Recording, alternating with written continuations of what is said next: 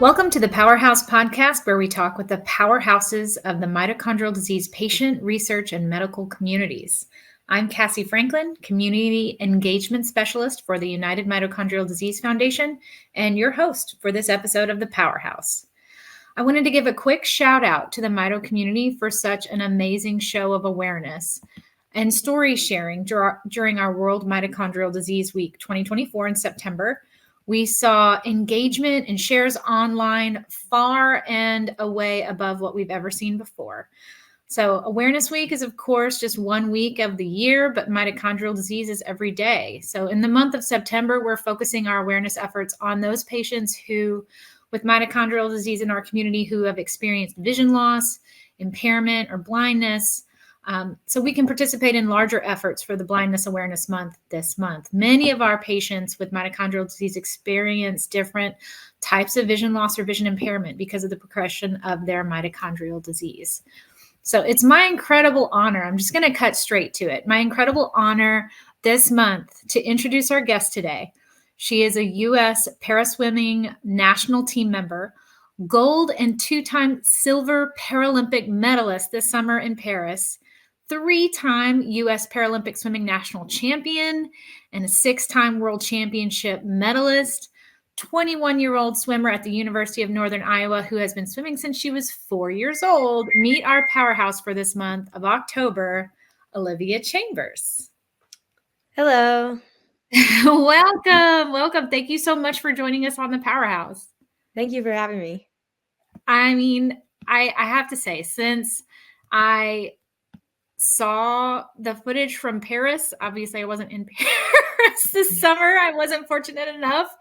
But since I saw the footage, I've been like thinking, how on earth can I get to talk to Olivia Chambers?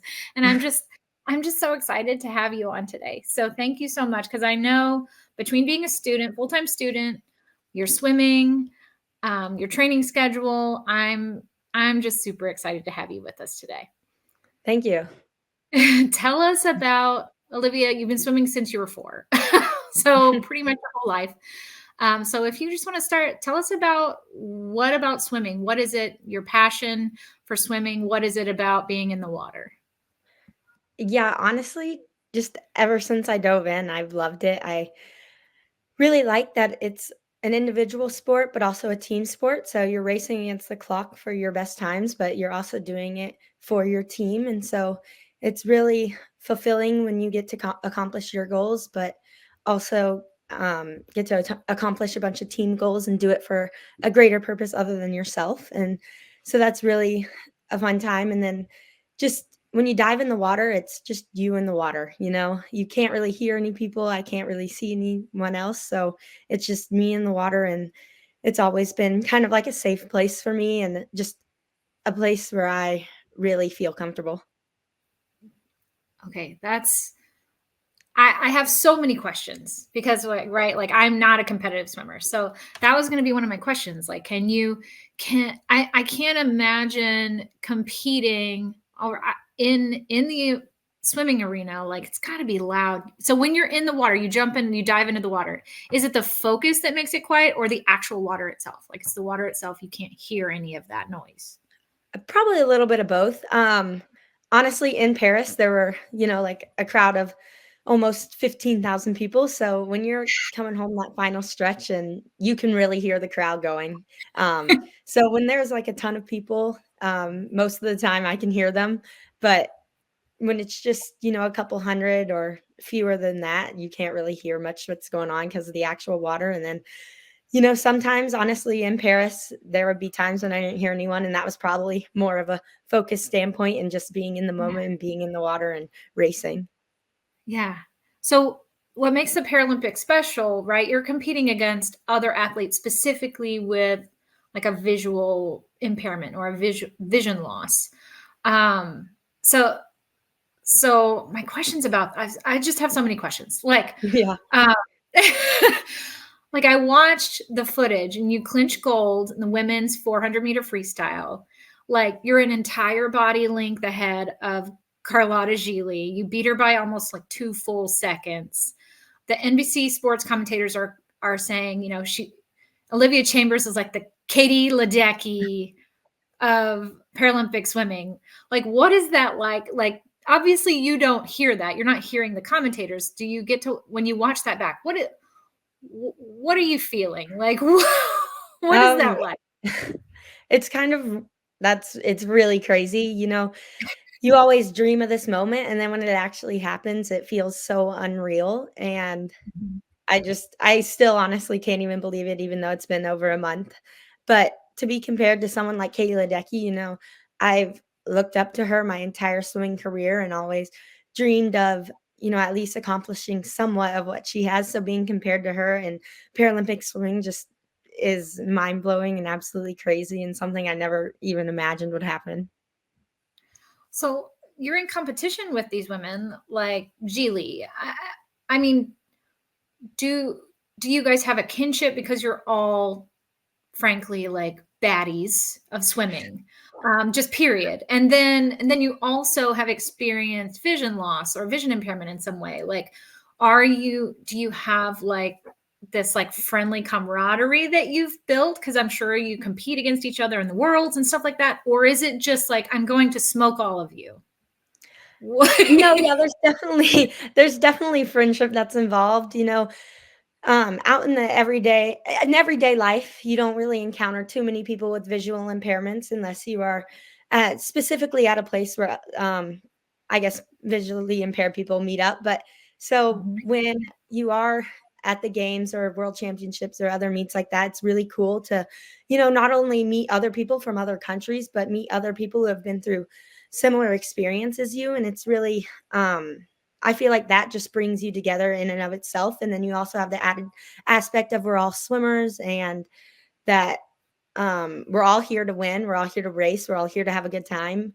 So all of those just kind of bring you together naturally. But, you know, back in the call room, you're all sitting in a line, you know, all 8 of you just in chairs right next to each other, and some people like to keep it serious and, you know, just keep their head down, stay focused, and, you know, I'm more of the type that likes to talk with the people next to me, get up, dance a little, you know, have fun back there because in the end, that's what I do it for. I do it because it's fun and it brings me closer to all these other amazing athletes and women, and especially in the visually impaired community. So I would say there's definitely a large friendship factor in it, but right when we, you know, get on those blocks, you forget about not necessarily forget about the friendship, but at that point, like you're in it to compete, you're in it to win. I think we're all there with the same goal, the same Mhm. um, thing in mind. And then once you touch the wall and you see who won, you're happy for your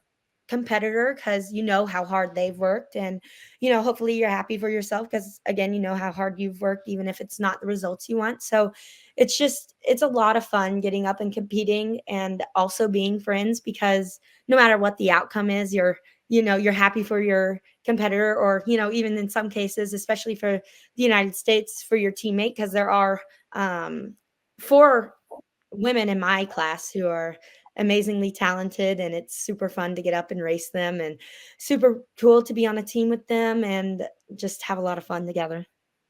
I mean, you took silver and Colleen Young took bronze, right? For one of those Yes. races. So like how exciting is that to be like US 2 and 3, like to start filling up those that podium with, your teammates. Like, Yeah, it's extra special, you know. Getting a medal is super cool, but then doing it right next to a Team USA teammate is even better, you know. Mhm.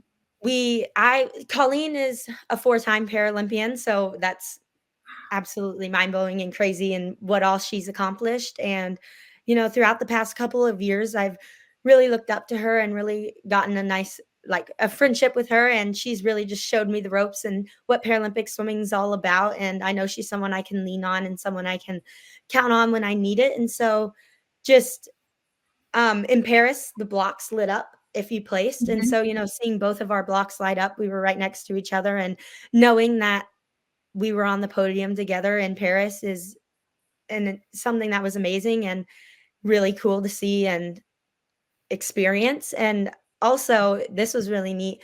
All of the S13 races, we had a Team USA um, woman up on the podium. So in every single race that an S13 USA woman swam, we had someone on the podium. So that was really neat to see and really cool, especially for our class because we're all such amazingly talented women. And to be able to get someone on the podium and everything was really something that was, we all kind of came together and made that goal. And we were like, okay, you're going to podium in this, then we need you to do this. And just to have goals for each other. And, as a group is something that's really fun and what I do it for, honestly. That's so cool. So the S13 women just dominated basically at the Paralympics this summer. That's Yeah, kind of. It was really cool to see and, so cool. really fun to get to do it with the other 3 women in the S13 category, so that was really fun. So are you guys on like a group text when you're Yeah. not We're all competition from all together? over the country, so we don't get to Oh, see each other too often. So it's been kind of hard after, like, Paris when we just spent, like, a month and a half together, and now we're just, spread out all over. But, yeah, we yeah, definitely have a group chat. We talk all the time, and it's been really fun. that's awesome. Okay. Um, I don't know if it's something that's carried over from Worlds or from your college swimming or from high school swimming, but tell me about your nickname that they call you the animal. That's actually from when I was really, really little. I would just kind of I was kind of a wild child. Um, just love swimming so much, and I love to do anything and everything. I was always the one wanting, like, the harder challenge and to keep going so I think that's just pretty much where it came from. It's kind of not as many people call me that anymore. I usually just go by my initials, but, yeah, my mom mentioned that in some interview, and it's definitely yeah, when I was, like, I honestly wanna say, like, 7 years old or something. Wow. My, um my club swim coach just started calling me that because I was always, the first one in the water, the first one wanting to do e everything impossible. Like, when I was 7 years old, I wanted to swim the mile and do all the You were there long, for crazy stuff, and I really loved it. I really loved to get up and race. I would, make everything a competition, and it was just kind of wild. So I think that's where that came from. I mean, you won like the title of for long distance swimming, right? In Arkansas Mhm. before you even made it into the collegiate level. Like, I mean, it's Yeah, insanely huge. And it's amazing. thanks. Yeah, that was Well, when so I think that was when I was 14. It was, like, the Heil Mile Award or something. wow. Okay. Okay. Tell us about um 16 you experienced vision loss. Like how did that change the game for you? What types in just the swimming, and we'll get to how Mhm. did that change the life in a little Yeah. bit, but how does that change how you swim, how you compete? Like what does that look like now? Like what is that like? Yeah, it was definitely an adjustment that took, honestly, a lot longer than people realized for me to, get back to where I was in swimming. I've always loved it. I never even thought of quitting even after I experienced some vision loss. But I definitely did get a lot slower and things were a lot more challenging.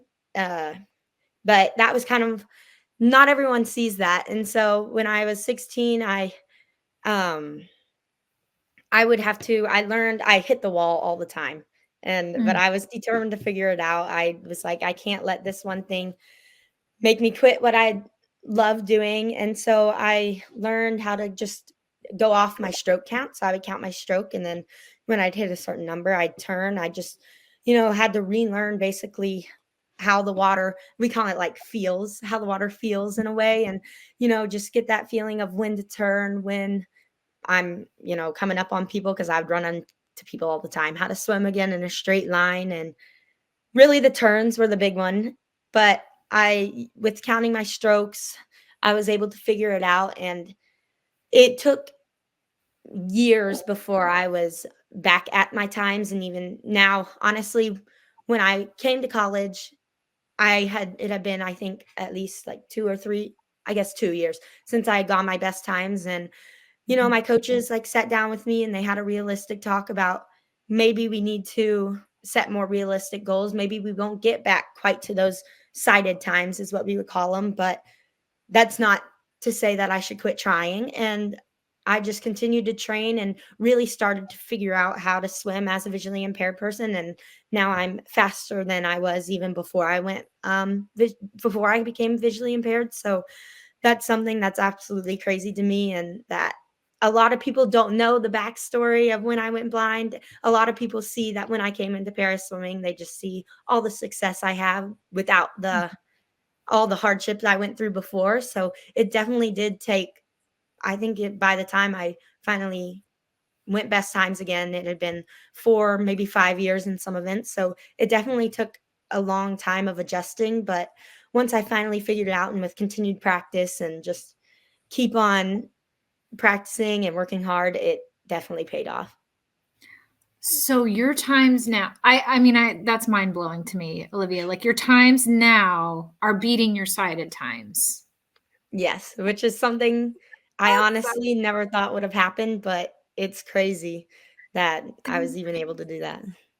that is amazing. Okay, so curious. I know for swimmers that black line at the bottom of the pool in the lane kind of like is like the cue, right? To like keep Mhm. you straight. Yes. So for the S13 women, is there like are there different degrees of like what they can see, and can some people use that as a guide and some people can't see it at all? Like what is that like? So in para swimming, there are 14 different classifications. 1 through 10 are physical, 11 through 13 are vision, and then 14 is intellectual. So the three classes for vision, you have 11, 12, and 13. 11s is pretty much no sight at all, maybe some light perception and like that. They have to wear blackout goggles while they swim and be tapped, Mm, like, at okay. the wall when they know how to turn. And then Okay. 12s and 13s are pretty similar, but 12s have a little less than 13s. Um, they do not have to have a tapper or wear blackout goggles, but if you want to have a tapper, you can. But most 13s don't, and I would say about, like, maybe a little less than half of the 12s do. And so, while we all have similar vision, but it's still Mhm, varies widely mhm, across what kind of vision loss you have. So there are people who only have their central vision or only have their peripheral vision, or some people with really low visual acuity, some people with both. So it really depends on what you have. It's about as fair as they can make it, I guess, because you can't class by disease, because even then it's so different. So um, I would say it's similar vision loss. Everyone can see about the same kind of percentage, I mhm. guess. And so for me, while I can see the black line, I have nystagmus. And since I wasn't born with nystagmus, my brain can't block it out. So my world does shake. And so the black line shakes. And then Mm. I also don't have any depth perception. So that's hard to like tell how far away like I'm supposed to turn and things like that. So I think a lot of people have similar struggles with me to where they can see the black line, but maybe don't have depth perception, or can only sometimes see the black line in their periphery or different things like that. Okay. Okay. Thank you for clearing that up, because I knew about the different classifications, but I didn't, when we Yeah, talk if you're not about in them. para swimming, it can be Yeah. really difficult to understand, but basically Yeah. the lower the number, the more like impaired you are, and then Mhm. the higher the number, the less impaired. So like with Got it. vision, 11's the least amount of sight, 13's the most. Have you ever just swum with blackout goggles on just to see what that's like? Yeah, so actually on our college team, when we have like our inter squad little fun meet, we do a blackout goggle relay. So I've done it a couple times on that, and it's, you don't realize how much a little vision can help you until you take it all away. So, while I can do it, it is an added challenge, and it's crazy how much, like, even just a little vision can help. How cool is that that your teammates get to, like, experience what that like, swimming with 0 vision is Yeah, like, you know? it's really cool. A lot of them are like, "Whoa, I never even, like, thought of it being that hard," and Mhm, so mhm. it's really, it's cool to watch, like, them kinda get, while it's mine's not as severe, but they kind of get to see what it's like to be in my shoes and swim as a para swimmer, so I think it adds a whole new perspective to swimming for them. That's that's awesome to hear. We're going to take a really quick commercial break right now, Okay. and then we'll be back with Olivia.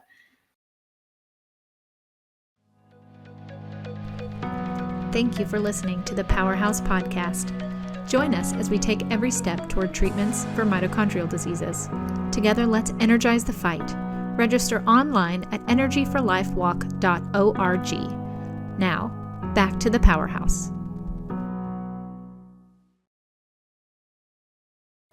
Okay, and we're back with Olivia Chambers, our gold and silver medalist in our Powerhouse for this month. Olivia, tell us a little bit about your vision story.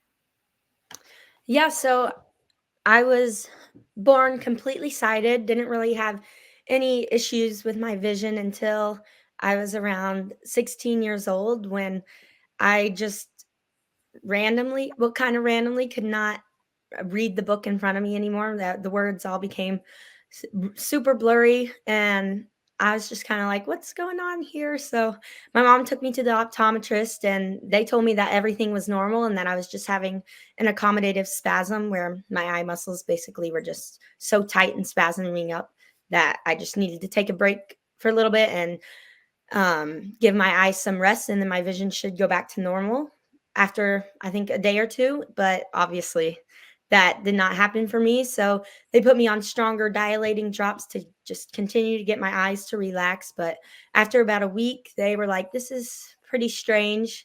These spasms don't last usually this long." And so that's when we kind of started to look more into this. My mom was like, "I really don't think this is normal," but I was still continuing to have, super blurry vision. It's not as blurry as I have now, but it was continuing to get worse. And then one Sunday I went cross-eyed, and so I went to the emergency room, and they were still like set that it was an accommodative spasm and that my muscles were just so tight and not relaxing that it has now caused my eyes to go cross-eyed. And they referred me to an ophthalmologist at this point, where I got further testing, and they're still just kind of believing that it's this accommodative spasm, and that, I will get my vision back, and I will um, see again eventually. But as we just kept getting farther and farther away from that original date, it was becoming weirder and weirder. And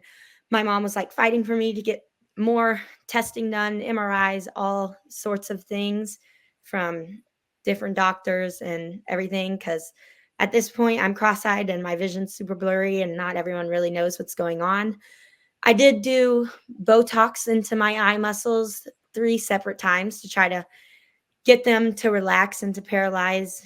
Well, I guess that's what Botox does, is paralyze your muscles. And so I'd become uncross-eyed, and hopefully once that wears off, it would stay. But the Botox actually had no effect on me, which was really interesting. And so that didn't work. And then eventually we decided to do astrobusiness surgery to realign my eyes, hoping that would get my muscles to relax. And that worked for about 2 weeks. My eyes were straight, but I was still experiencing some blurry vision. But we were hoping with time that would come back to me. But then after about 2 weeks, I went cross-eyed again, and I developed nystagmus with my eyes this time. And so at this point, we're looking into more and more doctors just trying to figure out what's going on, because um, we're not really believing it's still accommodative spasm, because I'm almost a year into since I first started experiencing vision problems. And all these doctors are telling me they just don't really know what's quite going on.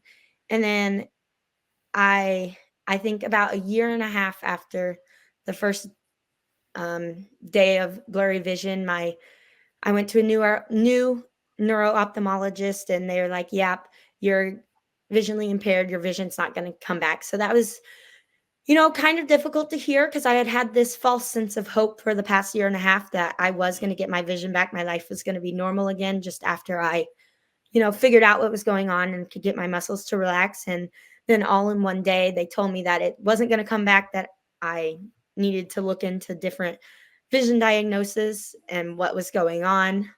And then, but it was also not as hard as if I heard it the first day because I had already been living a year and a half as someone who's visually impaired. So that I knew that I could live life. I knew that I could keep swimming and I knew that I could keep doing what I love. But then we're still just searching and searching, trying to find a diagnosis, several different tests. And then I had genetic testing done and not much showed up. And then they decided to do the mitochondrial genetic testing. And I'm not too knowledgeable in this area. I just kind of know kind of how my story went. And they did the blood test first. And I think some deletions or some mitochondrial disease showed up. So then I went in and got a biopsy of my eye muscles. And that's where the multiple mitochondrial gene deletion syndrome showed up, with a bunch of my mitochondrial genes being deleted. And then, wow, we're still not entirely sure what all my deletions mean because my doctors actually haven't seen anyone else with my deletions. So we're not entirely sure, what my future holds, but I'm on several different like medications and things. And so far, my vision has remained pretty stable because there for a while it was declining very rapidly. But once I've started a couple of my treatments, it's studied out, which is promising. And then I just get yearly kind of checkups of, all my organs just to make sure everything's going on. So currently I'm lucky. And right now my vision loss is really my only symptoms of my mitochondrial disorder. I experienced a few other small ones, but vision's the main one that we believe to be related to my mitochondrial disorder. And they're still, doing research on me and trying to figure everything out just to see hopefully what my like full disease is and what possibly my future looks like. Yeah.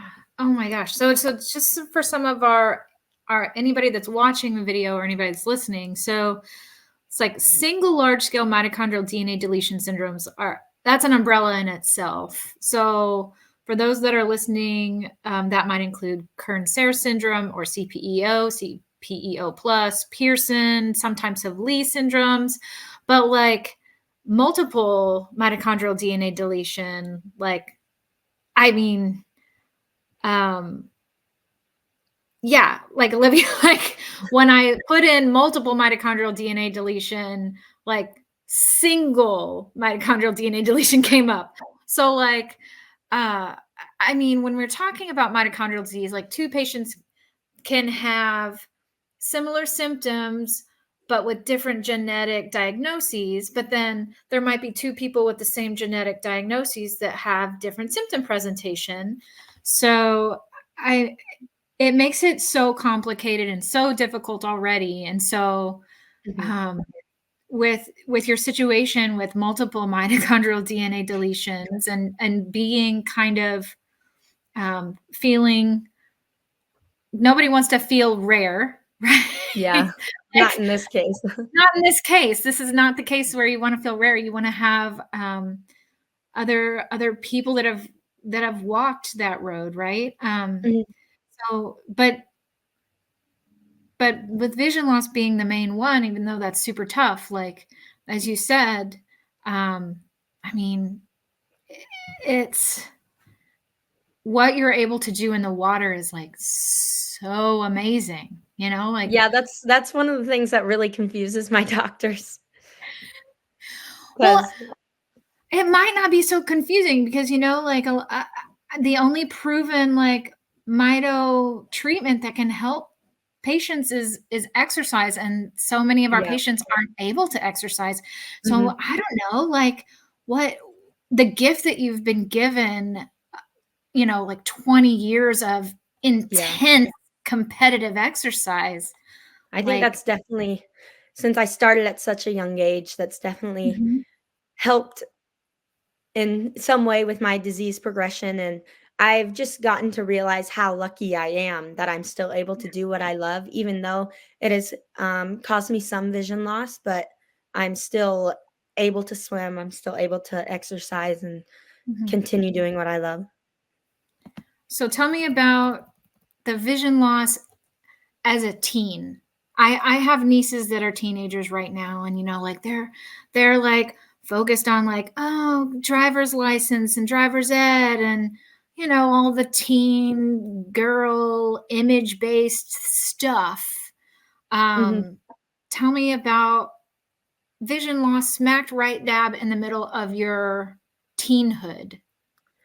Like, that Yeah, it can't was have been definitely easy. really, really difficult. A lot of people now see me and they think of me as which I'm really happy that they think of me as such a positive person, but really only my, like, really close friends back from high school and my family have seen what it's taken for me to become the person I am now. So I was able to start driving at 15, in Arkansas, and so I had over a full year of driving and that independence before I became visually impaired, and then all of a sudden that was taken away from me, so I would say the driving aspect was by far probably one of the hardest Mm, parts of becoming visually impaired because I had experienced that freedom and I had known what it was like to drive. And, I had only gotten a year or a little more than a year of it. And I held on to that hope that I'd be able to drive because, for so long they were telling me I'd get my vision back. So I was like, I'm going to drive again. I'm going to drive again.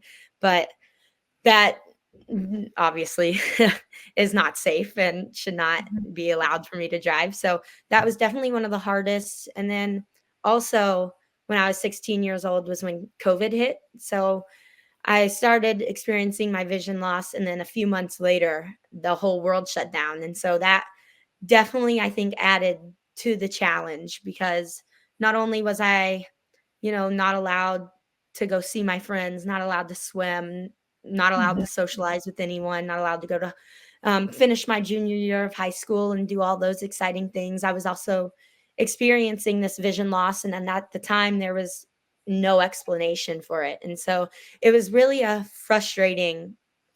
really frustrating time for me. And just I had not accepted the fact that I was visually impaired yet, so I did not want to do anything that helped me at all in that aspect, and that took me a really long time to accept also Mhm. because, um, before I started para swimming, I had not met anyone else really who was visually impaired.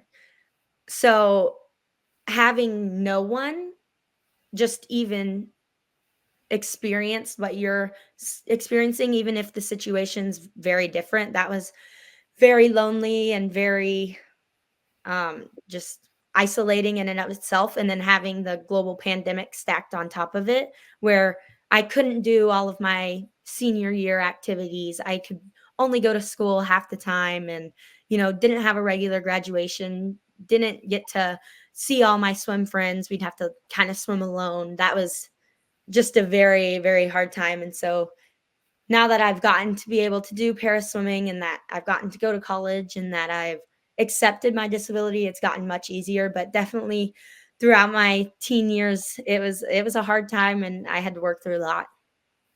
Oh, like, I can't imagine the isolation on top of isolation on top of, like, when this Yeah. is supposed to be like the most exciting times of your, Mhm. young adulthood, Mhm. gaining all of the independence and then having it just slowly, like, not slowly, quickly kind of stripped away from you. Yeah. Um, I can't imagine. So, but tell me what it was like making your way to University of Northern Iowa, and like that. So many of our families deal with that. Like, having maybe a child with mitochondrial disease that's ready to go to university, but what does that look like with accessibility and accommodations and transitioning and getting that independence that you're hungry for at that age, right? Like, what did that look like Yeah. for you?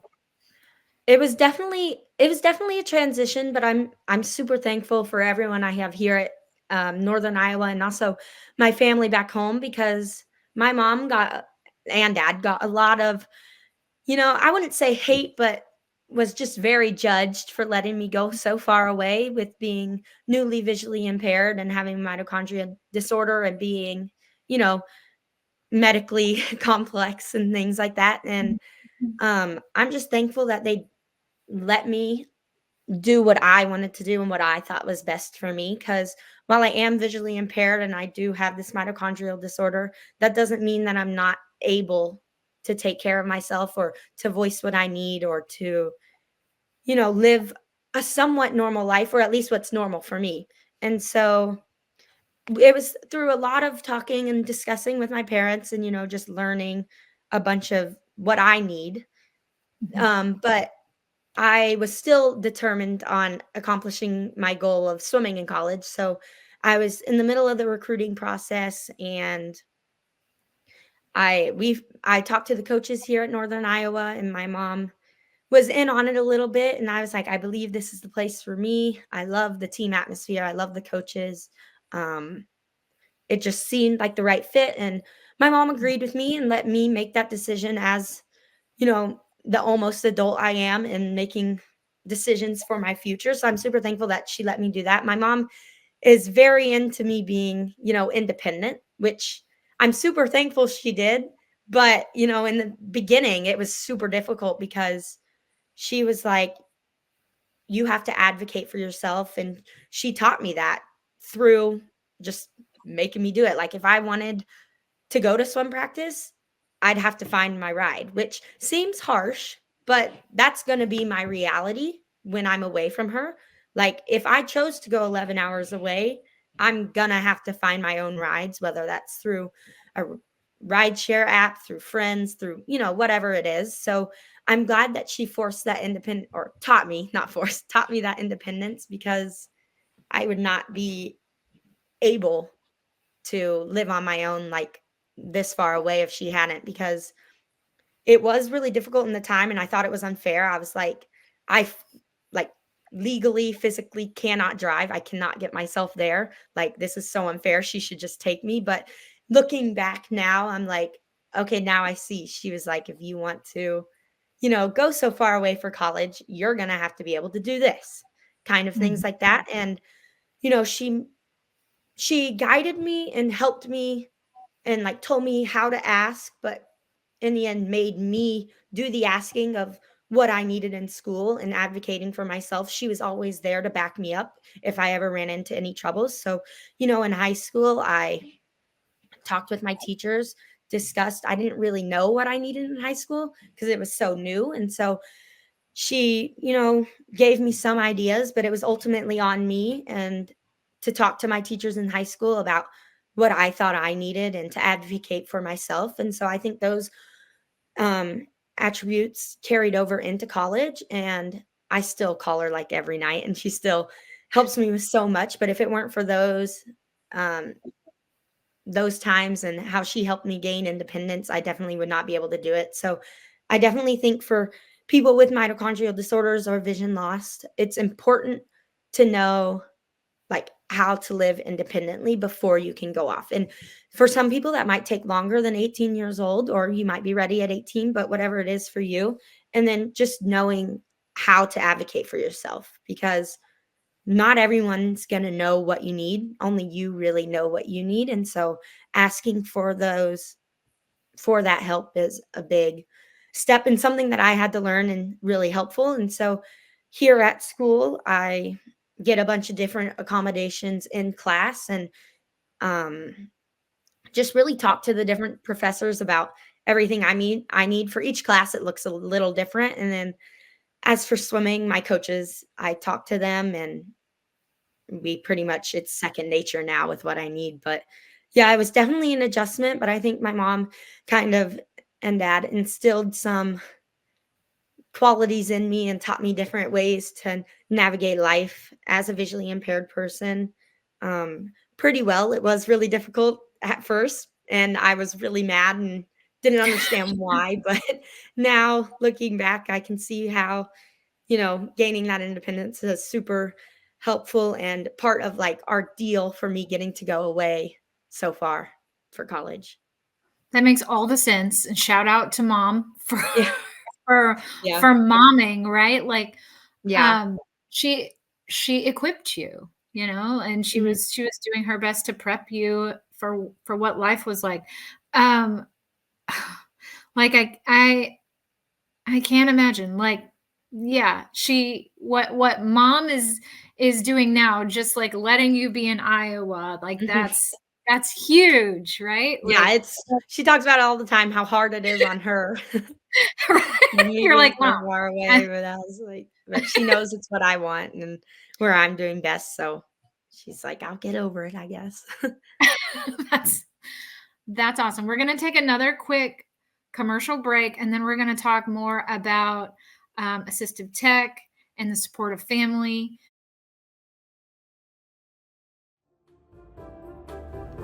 Thank you for watching the Powerhouse podcast. Are you looking for answers, and do you think it might be mito? We are here to help. The United Mitochondrial Disease Foundation provides access to genetic testing to those suspected of having mitochondrial disease through our UMDF no-cost genetic testing program, which is hosted in partnership with Probably Genetic. Talk to your doctor about this opportunity and find more info at www.umdf.org/genetic testing. Now, let's get you back to the Powerhouse.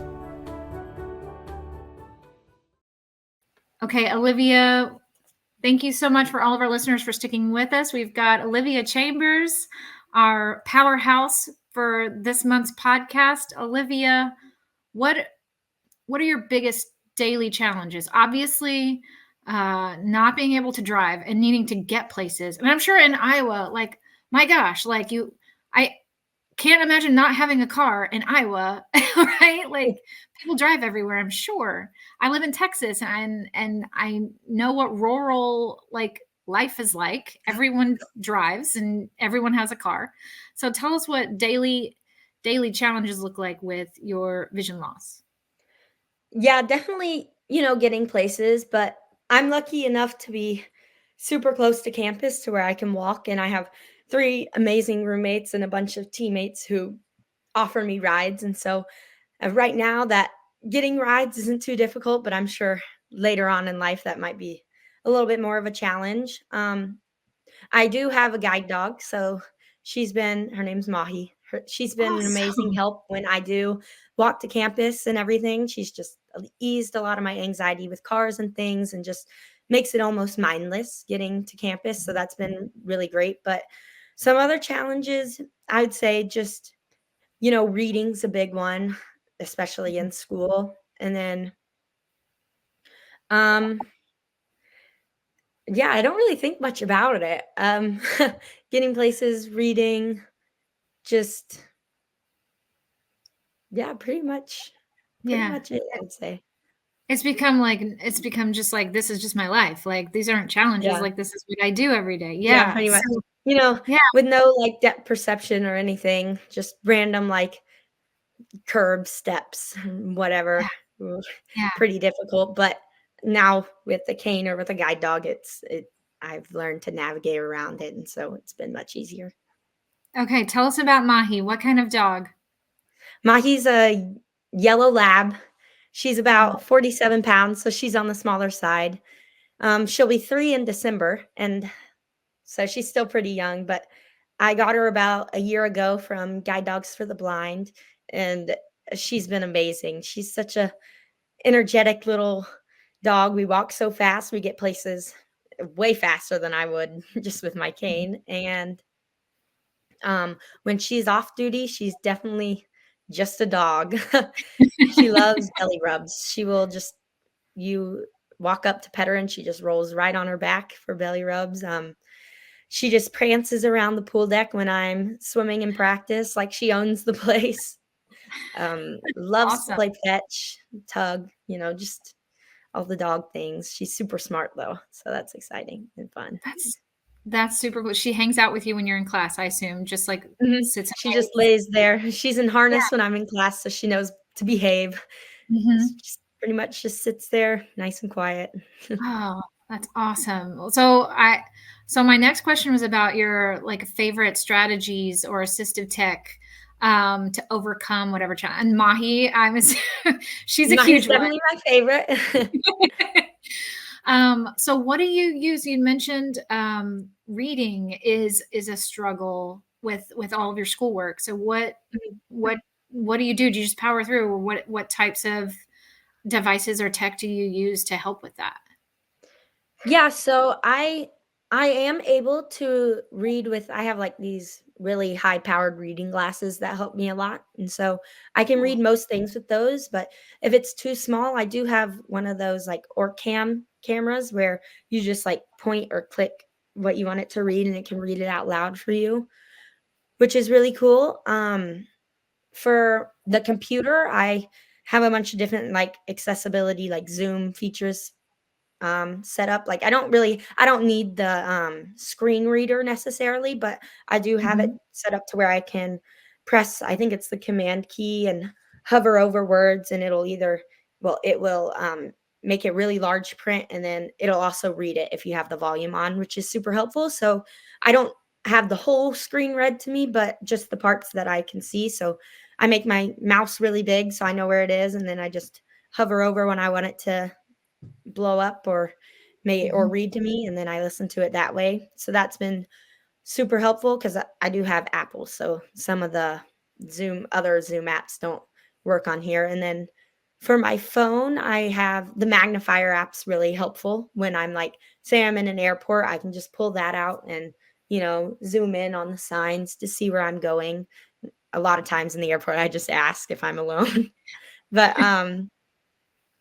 also have on my phone just the font size is increased or Mhm. there's like the triple tap and it'll zoom in and you can scroll around. I use that one a lot. Or I also have a not full screen reader set up on that, but you can click on a little finger emoji looking thing and then you can click on what you want it to read and it'll only read that section. So if I just want it to read, say, an Instagram caption, I can just click on the little finger and then click on the caption and it will only read the caption instead of the whole screen. And so that's really helpful because while I do have some vision, I don't need like a full screen reader, but it's really nice to have, just certain Zoom features or just some things read to me. So I would say that's probably what I use the most often, which Mhm. is quite a few, but those are probably what I use to get by. That's huge. And we were talking about before the break the how how your mother's just parenting and helping to equip you and prepare you for being at UNI has really like in hindsight like been like amazing strategy to help you be totally independent. So like tell us about support from your family, from maybe friends, your coaches, your teammates. You've talked a little bit about it. I mean, it sounds like as you said, like you've found the place where you fit. Yeah, I definitely would not have accomplished or done anything without the support of everyone around me. My family, they've been there since day one. Um, you know, while they've seen all of my successes and been there for all of those and helped me get there, they've also been there on my worst days, my hardest days, and got me through those. It's really them that, didn't let me give up on myself and, really showed me that I could do this and I could still accomplish all my goals and live a normal life. And so I'm super thankful for them and for all they've done. Really just, being there for me, being a shoulder to lean on, encouraging me and all that. And then up here at school, the same goes for my teammates and my coaches, but they will drive me wherever I need to go.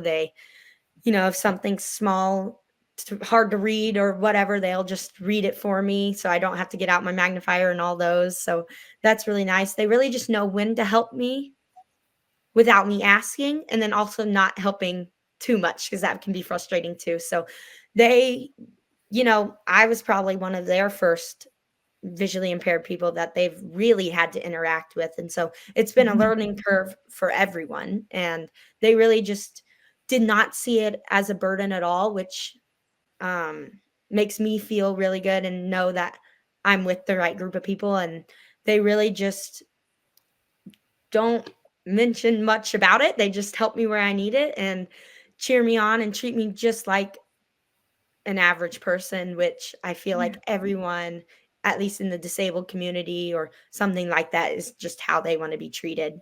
And so I couldn't ask for a better support system in that area. That's huge. What a gift, man. I Mhm. mean, like having the right level of support. And like you said, like not trying to smother you with assistance either, Yeah. like how frustrating that can probably get. Mhm. Like, I mean, it's huge. And like you said, like you probably are the first person with vision loss, and like how much, and I mean, you don't, nobody probably even realizes like you're enriching their college, like their friend experience, their college, their life experience, like Mhm. because I mean, you're giving them a whole level of like life experience that they might not have had otherwise. I mean, that's huge. Um, Yeah, I'm sure they did not imagine having a blind friend when they came to college, but here we are, and I get a lot of times from all of them. They're like, "Oh yeah, I forget that you're blind," and I'm like, "Yeah, but I feel like you just forget all that you do for me too."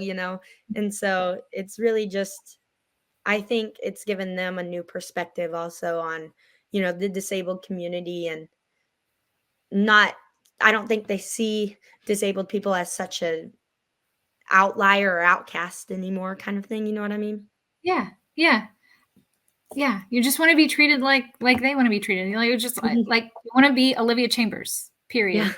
Right? Like, so that leads me to I don't want it to seem like like I've been like I don't want to seem like I have been coached by the recruitment office at the University of Northern Iowa. But I have to say, I was scrolling and this just tells you how much social media algorithm and like how much they're listening to us all the time.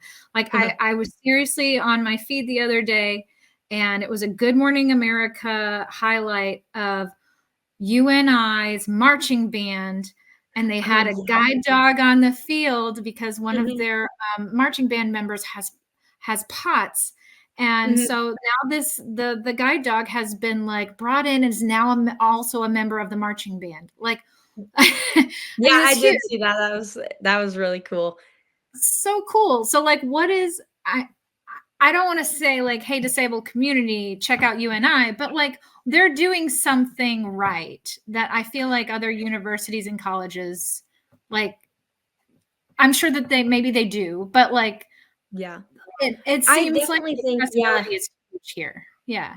Yeah, you and I's been, honestly, at least for me, for the most part, a great atmosphere for accessibility and things like that. I mean, there were actually two other Paralympians in Paris that went to UNI. So they had three different Paralympians there this past quad. So that's something that's really cool. And I do know a couple of other visually impaired people here on campus, and yeah, a bunch of different service dogs. So I definitely think I'm super thankful for all they've done for me. And, I definitely think that their accessibility and just inclusion is one that's super great and something all campuses should strive for. It's huge. That's Mhm. huge. And the fact that you found them and that was where you ended up, swimming and recruited. I mean, it's Mhm. just an amazing part of your story. I want to talk about how you're the source of inspiration for you're a source of inspiration for so many people with disabilities and without disabilities, kids, young adults, adults. You're a superstar in the Mito community too. I don't know if you planned that or if you knew that was going to happen. But when you were swimming in Paris, and I just kind of saw this shares and engagement and posts kind of blow up. So what is your message out there to people watching and listening today, people cheering you on, Mito community or not? What's your message? Yeah, I mean, I've already said this before, but especially, people or younger kids, especially those with disabilities or visual impairments or mitochondrial disorder or anything like that, is to not ever let anyone tell you that your dreams are too big, because with consistent practice, dedication, effort, whatever it may be, you can get there. Like, I'm sure when I was, just started the sport and was like, I'm gonna go all the way, I'm gonna make it to the games, I'm sure, whoever I told looked at me and was like, yeah, right, that's what every kid wants to do and say. But, I just continued to work at it and continued to work through all the hardships and, you know, everything, and stayed dedicated and stayed loving the sport and having fun. And that's what ultimately got me to my dreams. And so I just don't want anyone to be knocked down by anyone else, especially if it's like an authority figure or anything, or to be told that you can't do something, because that's just not true. You can do whatever you set your mind to it with, the right accommodations, dedication, practice, and everything. That's huge. Olivia, what's next? I know you're majoring in biology. I mean, hats off to you. I am not a biologist. I know I work for United Mitochondrial Disease Foundation, but I am not a biologist. So you're an accomplished scholar athlete. So what are your goals after UNI? What's next? Yeah, so I'm not entirely sure with the school part. I know I want to work in some kind of healthcare field. When I came to college, I wanted to go to med school, but I was not doing para swimming, and my plans have kind of shifted because I'm going to continue swimming, and I do want to try to go to LA 2028 because I think a home games would be really cool. So you will see more of me in the pool. But for career wise, definitely something in healthcare. Well, it might not be med school, but something in medicine. I haven't quite decided yet, but it'll definitely be something that aligns with that. That's huge. So, okay, we're all going to be watching for you and rooting for you. Swimming in LA in 2028. We're here for it. We know who to look for now. Olivia Chambers, the animal, amazing powerhouse that you are. We can find you on Instagram, right? Mm-hmm. If anybody wants to follow your travels. So UMDF is following you now. And I was looking through our feed the other day and I was like, I haven't heard from Olivia. I really hope we can get this powerhouse scheduled. But I'm sure she's super busy because she's training, she's swimming, and she's a student, So, yeah, I mean, I hope I hear from her soon. And you were at the White House. Oh, yeah, I did go to the White House. We had like a big Olympic and Paralympic event at the White House, which was really cool. Oh, so cool. Okay, so everybody go to Olivia_C03 on Instagram. Follow Olivia and watch her amazing life unfolding before her. It's huge. I appreciate you so much for sharing your story. I know it's not easy, and